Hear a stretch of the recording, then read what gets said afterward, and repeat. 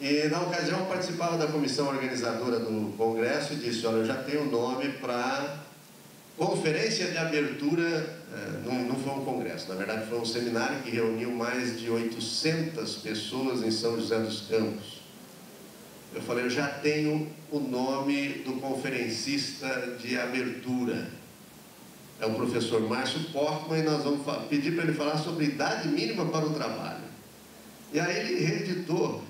Na ocasião, isso foi em 2010, então ele já tinha o amparo de uma emenda constitucional que tornava obrigatória a educação básica até os 17 anos. Mas ele nem abordou essa questão, porque isso só recentemente começou a ser discutido. O primeiro a falar que a idade mínima deveria ser elevada foi o Renato Mendes, da Organização Internacional do Trabalho. Eu apenas aproveitei o gancho, falei, olha, tem razão, e tentei desenvolver o tema um pouco mais,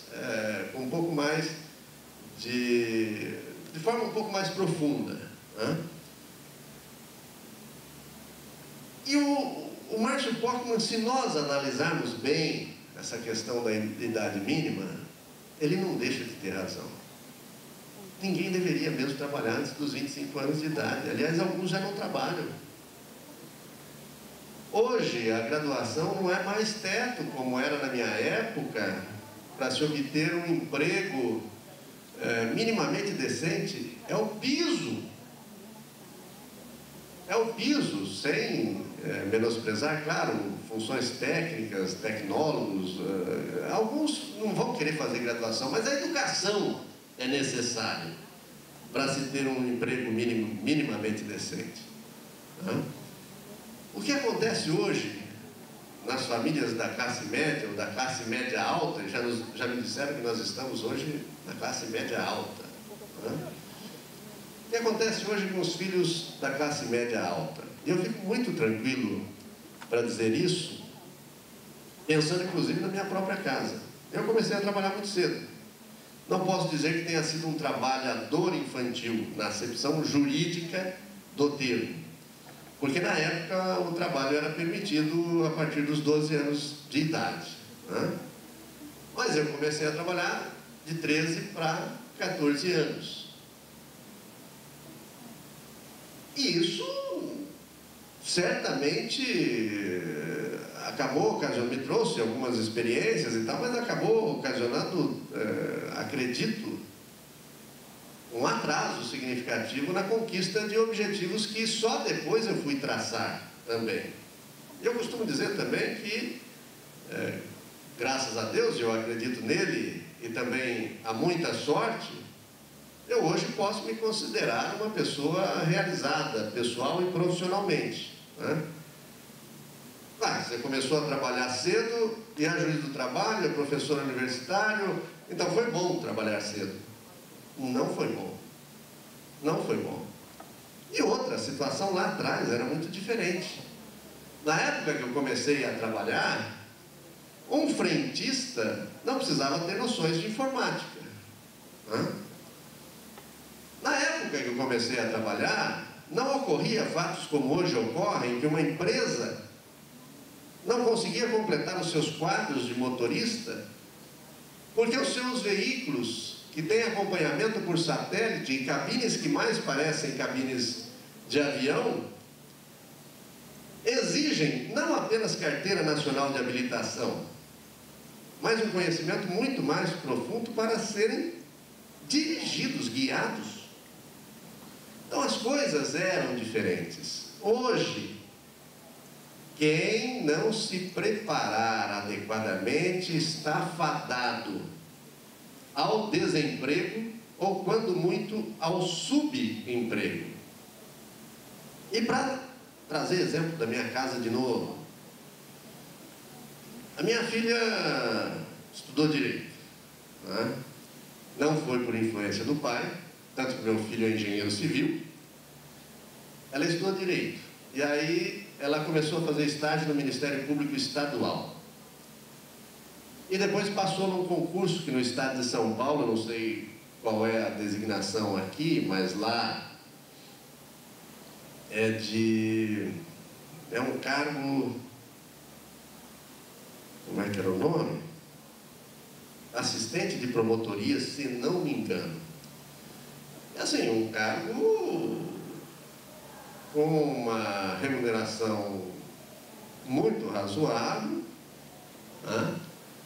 E ela ainda não tinha concluído a faculdade e começou a trabalhar no Ministério Público Estadual.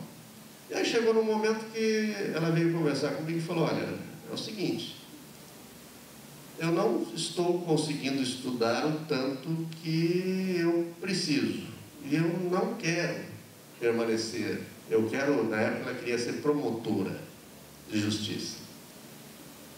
Eu quero ser promotora, não quero ser assistente. Depois mudou de ideia e aí foi, hoje é juíza de direito, não está no Ministério Público, era estadual, está como juíza de direito. Falei: olha, você tem que pensar muito, porque é a sua vida, né? Mas se você decidir parar, tem todo o meu apoio. E parou, estudou, estudava muito. Minha filha, você tinha que estabelecer limites para parar de estudar, né? Estudou tanto que terminou a faculdade, foi aprovada nas primeiras fases do concurso da magistratura, chegou até o oral, repetiu. Corretíssima a decisão do tribunal. Era muito jovem, ia sofrer muito e sabe lá Deus se os jurisdicionados também não iam sofrer junto, né? Fez a segunda prova, foi até o oral de novo, repetiu de novo. Terrível, terrível, né? E eu sei, eu estou dizendo que é terrível porque eu passei por essa experiência quando ingressei na magistratura do trabalho. Meu primeiro exame oral foi no 7º concurso do TRT 15 e eu fui reprovado. E eu já me sentia juiz, né, quando eu fui para o oral. Aí fui reprovado e só fui aprovado no 8º, que foi o concurso seguinte. Então, é terrível. Se ninguém passou por essa experiência, ela não é boa. E ela foi 2 vezes reprovada no oral. Aí sobreveio a modificação constitucional e ela teve que esperar 3 anos, porque não tinha 3 anos ainda. Foi aprovada no 3º exame. Graças a Deus, hoje é juíza de direito. E meu filho também, a única coisa que ele fez durante a faculdade foi estágio, engenharia civil, universidade pública, que se ele tivesse trabalhado precocemente, nem nela ele teria ingressado. E aí, do estágio, já foi contratado por uma grande empresa de engenharia, onde está até hoje, uma das maiores empresas do sul do país. Ele trabalha hoje em Londrina. Agora, é isso que está acontecendo hoje. Os filhos da classe média não começam a trabalhar precocemente. Eles se preparam, eles fazem graduação, eles fazem pós-graduação lato sensu. Eles fazem pós-graduação estrito sensu, às vezes, antes de começar a trabalhar. Então, será que é justo que os filhos dos pobres não tenham as mesmas condições de educação? Não me parece absolutamente justo. E nós temos que lutar, sim, para que isso seja modificado. E o Márcio Pockmann dizia o seguinte: em 1910, nós tínhamos uma expectativa de vida de não mais que 35 anos de idade. Naquela época se justificava e até se aceitava com tranquilidade trabalho aos 5, 6 anos de idade por uma sociedade agrária de então. Eu estou começando a ficar preocupado com o tempo e vou ter que correr um pouquinho, né? Mas olha só, se naquela época a expectativa de vida ia até 35 anos, hoje nós estamos caminhando com uma expectativa de vida centenária. O IBGE divulgou recentemente, em dezembro agora, a tábua completa de mortalidade no Brasil. E a expectativa de vida do brasileiro, homem e mulheres, as mulheres vivem mais, né, está ali, ó, os dados.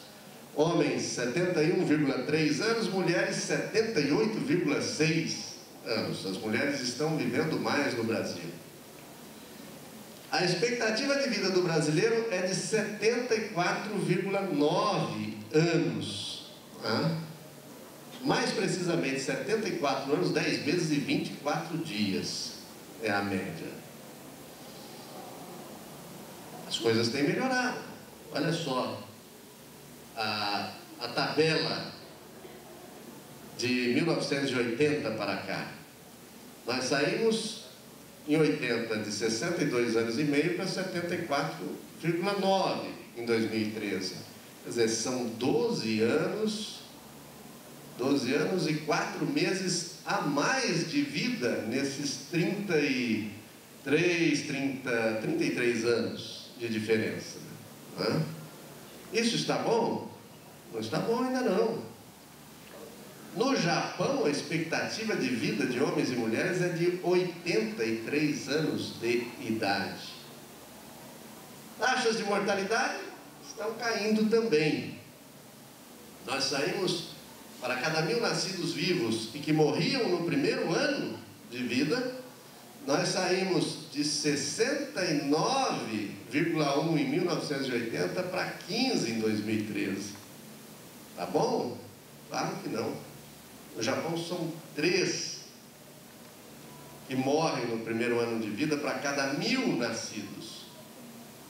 Não está bom, mas na verdade estamos, sem dúvida nenhuma, caminhando para essa expectativa de vida centenária que mencionei há pouco. Dias atrás eu li na UOL que um motorista de 105 anos de idade dirigia tranquilamente na Nova Zelândia.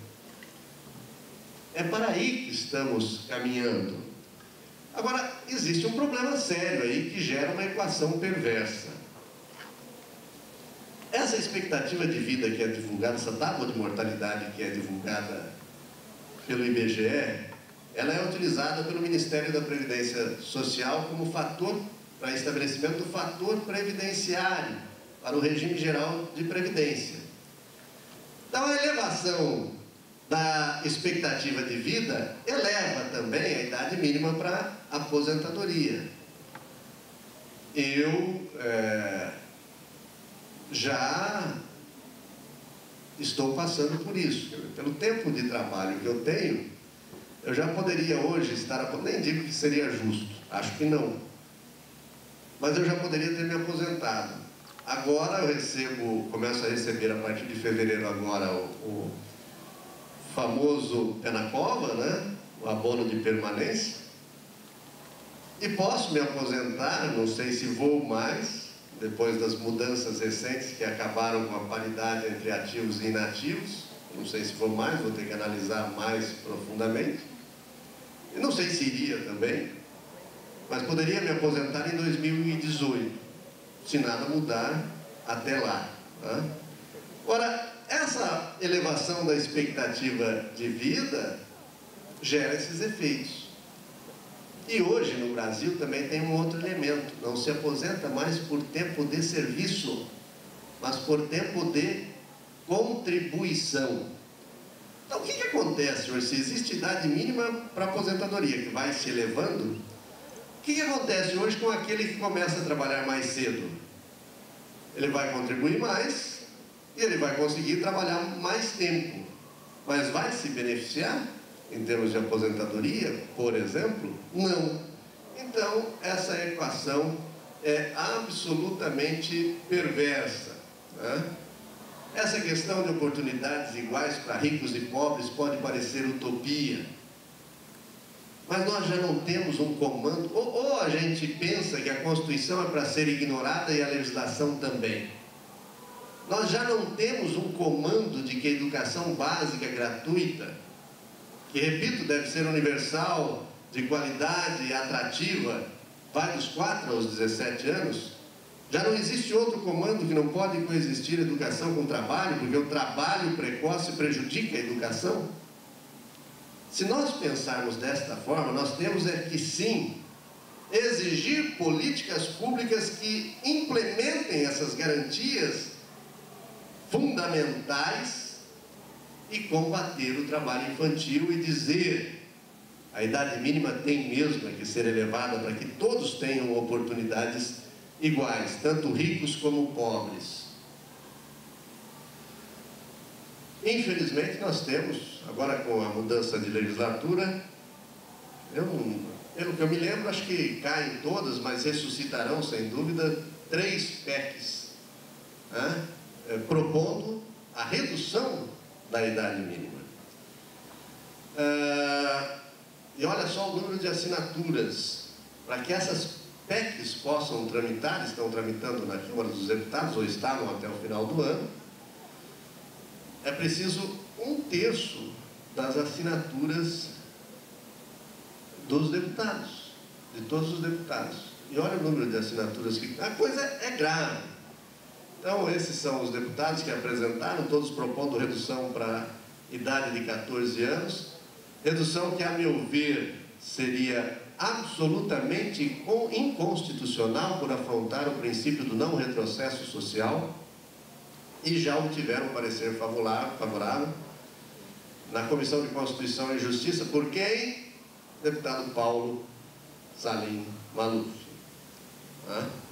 Infelizmente, nós tivemos 2 pareceres contrários, votos em separado, da deputada Sandra Rosado, do PSD do Rio Grande do Norte, que foi, inclusive, a presidente da CPI do trabalho infantil instalada na Câmara, que publicou o relatório agora no final de dezembro, né?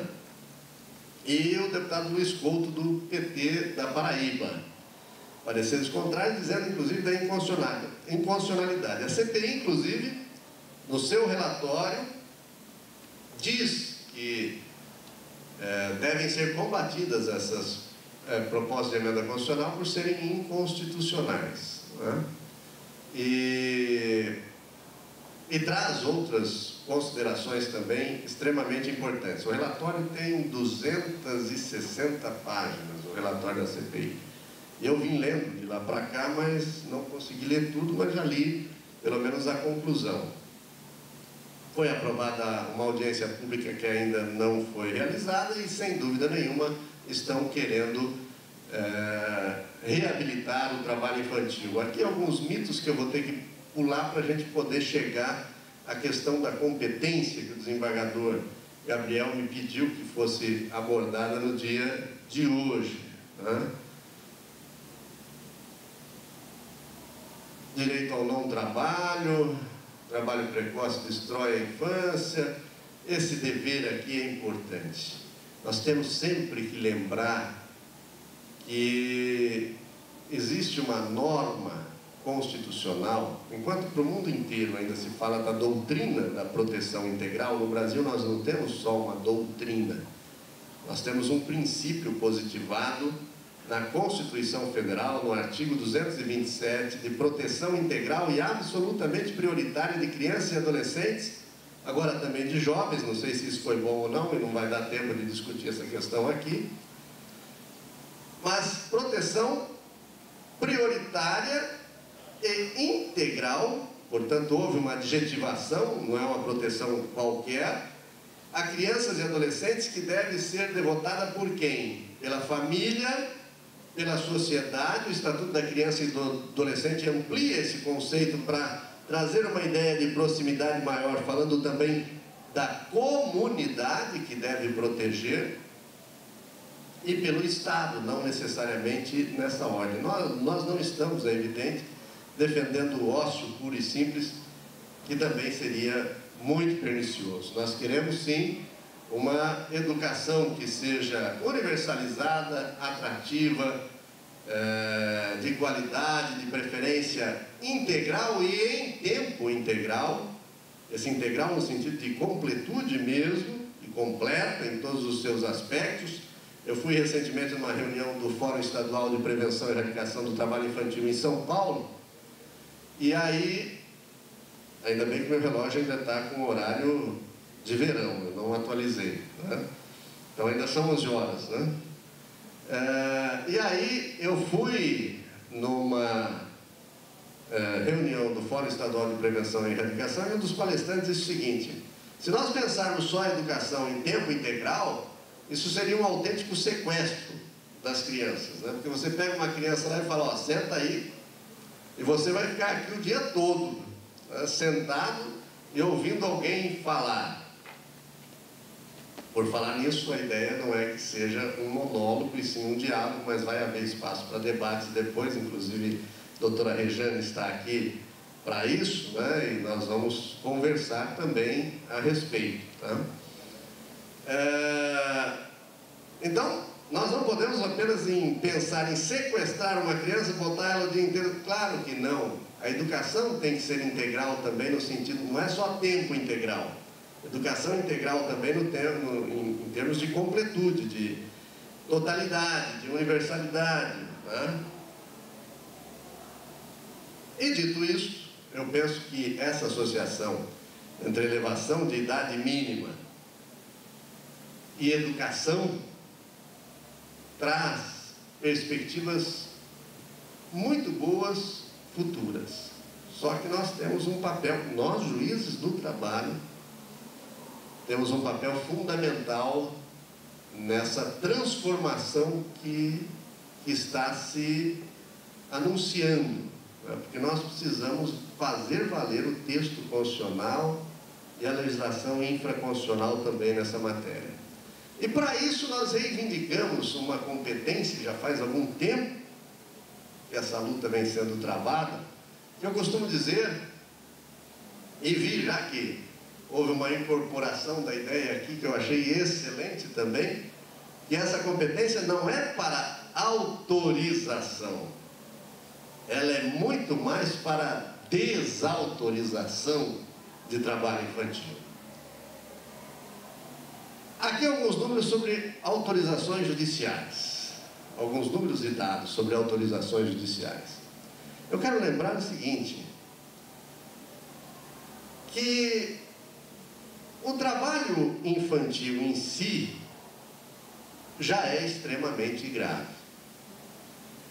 Agora, quando ele recebe chancela estatal por aquele que deveria fazer com que a Constituição e a legislação prevalecesse, aí a coisa se torna muito mais grave. Né?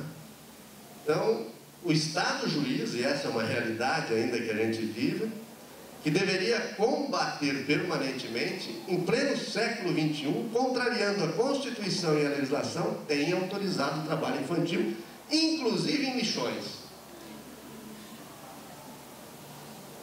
E aí eu lembro, e todos os senhores sabem, aquele juramento que a gente faz ao tomar posse. Juro cumprir a Constituição e as leis do país. Isso não é brincadeira. Nós não podemos simplesmente negar aquilo que nós juramos quando tomamos posse. Claro que há uma margem de interpretação. Claro que há possibilidade de julgamentos, não apenas secundum legem, até praeter legem, mas contra a legem, pior, contra a Constituição, contra princípios universais e princípios positivados na nossa Carta de 88, aí eu penso que o problema é muito grave. Nós temos defendido uma interlocução com toda a rede de proteção que encontre alternativas, sem reafirmar aqueles mitos que precisa trabalhar mesmo, precisa ajudar a família. Como ajudar a família? Criança e adolescente tem que ser protegida pela família, pela sociedade e pelo Estado.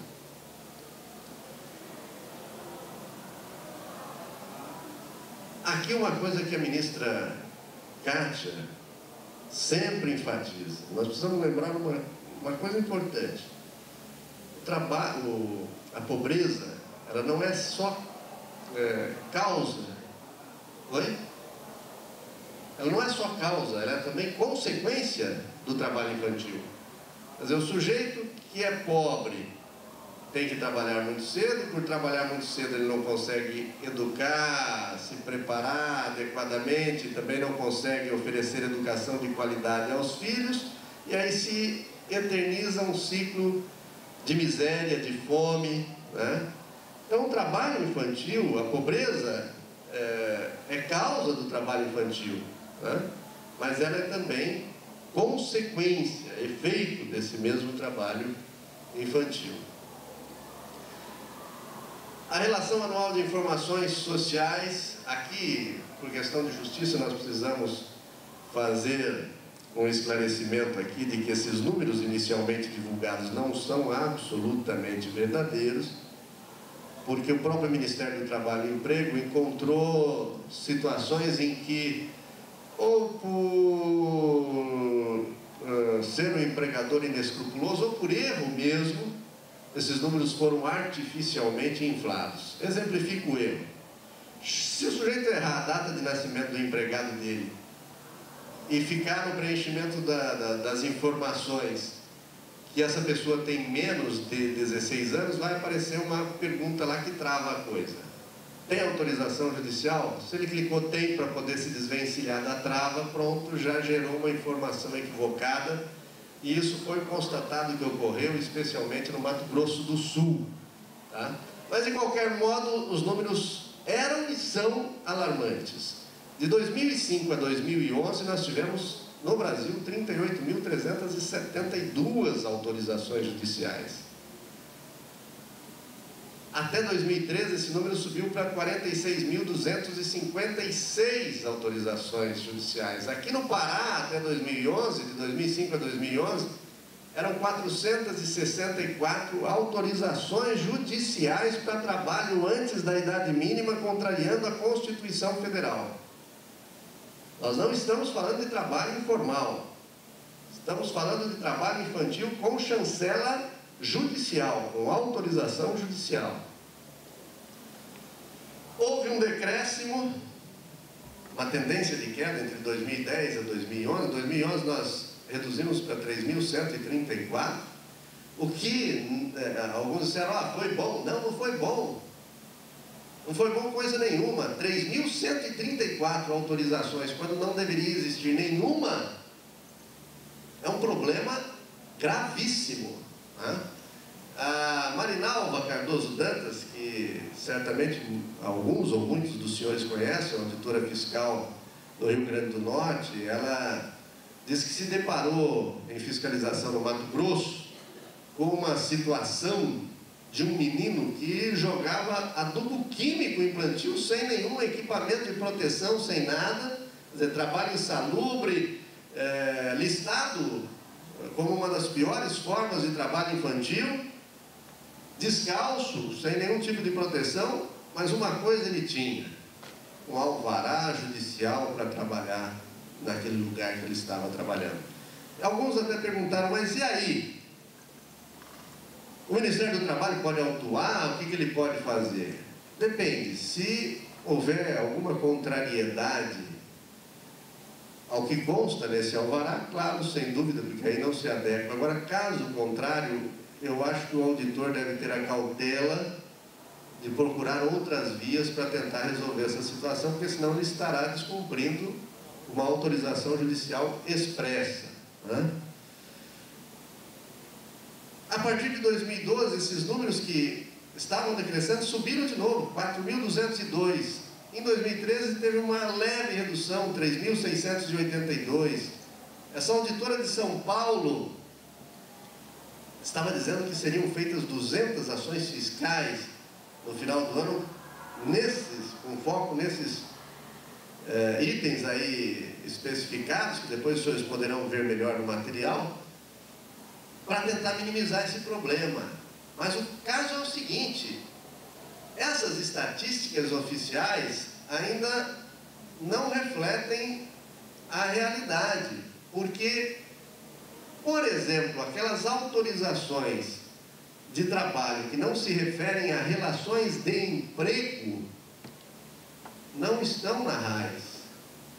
Trabalho infantil artístico, que é autorizado, mas não é com relação de emprego em algumas situações, não aparece na RAIS. E existem muitas autorizações. Esses números são muito maiores. A queda inicial, e parece que agora o receio já esmaeceu, a queda inicial se deve, a meu sentir, a esses três fatores aí identificados. Houve uma intensificação da fiscalização pela Secretaria de Inspeção do Trabalho, do Ministério do Trabalho e Emprego. Aqui nós tivemos, por provocação da Cor de Infância, do Ministério Público do Trabalho, que no início eu fiquei meio preocupado, porque eram 2 pedidos de providências. Um direcionado ao Conselho Nacional do Ministério Público e outro direcionado ao Conselho Nacional de Justiça, dizendo o seguinte: olha, e aí me corrija, doutora Rejane, se eu distorcer alguma coisa. Estão dando autorizações judiciais, não poderiam, os promotores de justiça, os membros do Ministério Público estão opinando favoravelmente e os juízes estão dando, eles não podem fazer isso.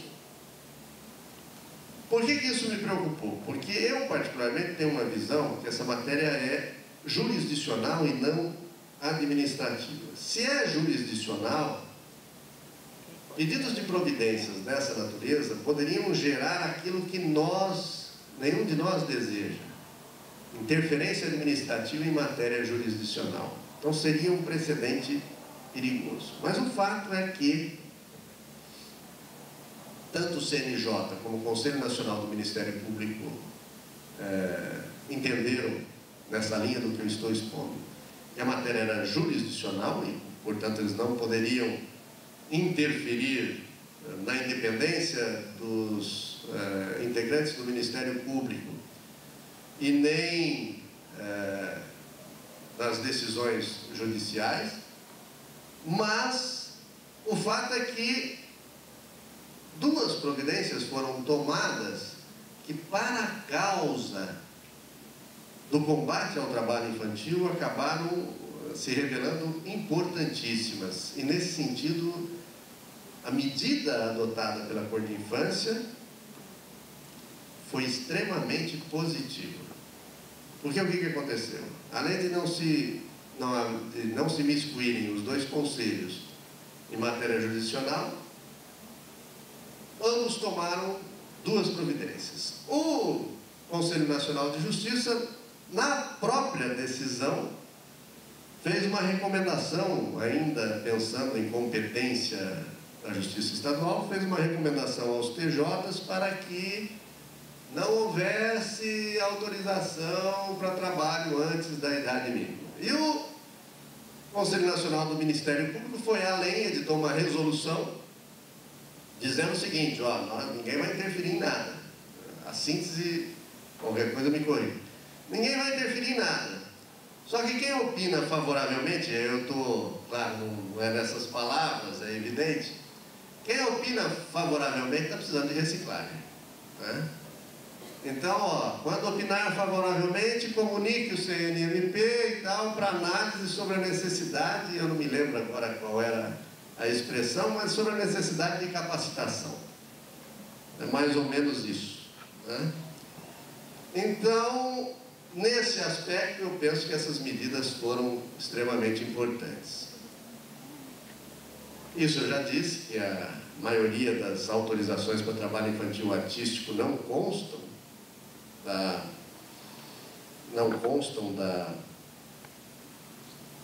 das estatísticas. E aqui, antes de ingressar definitivamente na questão da competência, o estabelecimento que me parece importante de algumas premissas fundamentais para que nós, que reivindicamos e agora estamos tendo competência, reflitamos a respeito. A meu sentir, nenhuma autorização deve ser dada para quem não completou a idade mínima por vedação constitucional e infraconstitucional. 16 anos, exceto na condição de aprendiz a partir de 14, nenhuma autorização antes dos 16. Esta é uma daquelas raras hipóteses que, a meu sentir, caracterizam o quê? Impossibilidade jurídica do pedido. É contra a Constituição e é contra as leis. Possibilitaria, inclusive, extinção sem resolução do mérito, mas depois nós vamos refletir sobre isso. Talvez não seja o melhor caminho. Talvez tentar encontrar soluções alternativas válidas seja uma ideia a ser construída. Excepcionalmente, Com garantias de proteção integral e prioritária, é permitido o trabalho infantil artístico. Por quê? Porque, embora o inciso 33 da Constituição não faça nenhuma ressalva, qualquer trabalho é vedado, nós temos a Convenção 138 da OIT, que no artigo 8º prevê que, por autorização individual, clausulada, sempre voltada para a proteção integral, nunca para os interesses dos empresários de televisão, teatro e tal, é possível autorizar essa modalidade de trabalho antes da idade mínima, mas de forma excepcional. Nenhuma autorização pode ser dada para trabalho em ruas, praças e logradouros ou quando for noturno, prejudicial à moralidade, insalubre, perigoso ou penoso antes dos 18 anos, expressa vedação constitucional e infraconstitucional, e também lista TIP. O curioso é que a CLT ainda tem previsão de trabalho em ruas, praças e outros logradouros, que diz que o juiz de menores, que seria hoje o juiz da infância, que nós estamos defendendo que somos nós, poderia autorizar desde que aquele trabalho seja necessário para a subsistência própria do seu pai, irmão e acho que o avô também está nessa relação.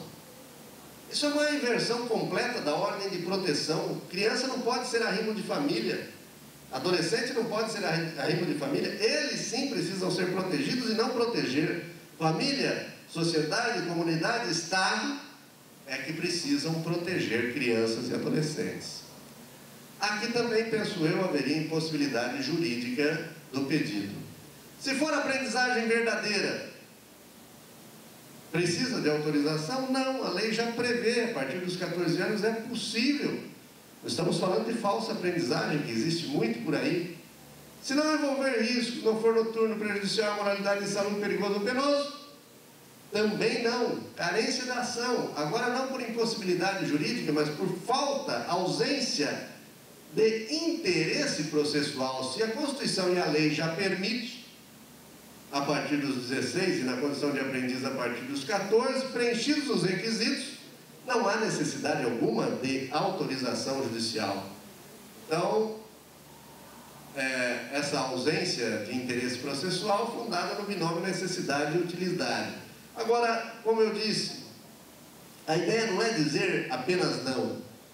O Rafael Dias Marques, coordenador da Cor de Infância, que estaria aqui hoje, mas teve uma cirurgia que o impossibilitou de estar presente, ele costuma dizer o seguinte: não podemos dizer apenas não, temos que dizer um sim. E essa é a verdade. Nós temos que encontrar soluções alternativas que sejam válidas. Por exemplo, veio pedir uma autorização para trabalhar antes dos 16, não pode. Mas existe uma possibilidade de colocação como aprendiz, se a pessoa já tem mais de 14, e aí tem a informação que aqui já existem 70 vagas aqui no Pará. A colega Zuíla me disse que a comissão, os gestores aqui já tem 70 vagas disponíveis para aprendizagem. Sendo a aprendizagem verdadeira, vamos tentar dar esse encaminhamento. Esse será o papel, é o papel do juiz do trabalho já hoje.